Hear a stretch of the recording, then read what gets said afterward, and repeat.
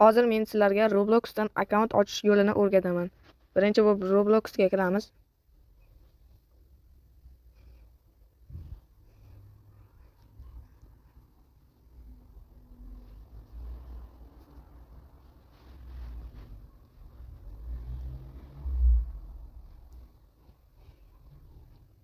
Roblox Create Account degan joyga bosamiz.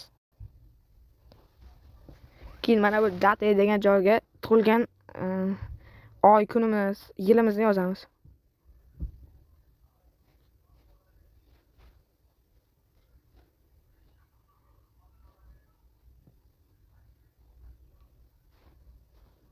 Endi don't use real name degan joyga ismimizni yozamiz.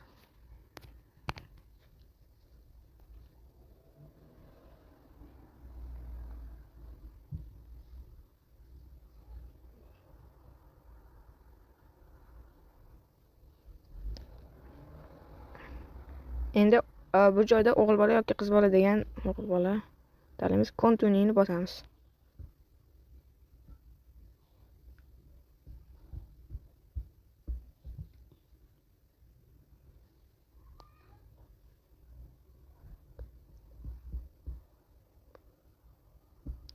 Endi joriy pin kodni kiriting degan. Bunda ekranimizda qulfini yozamiz.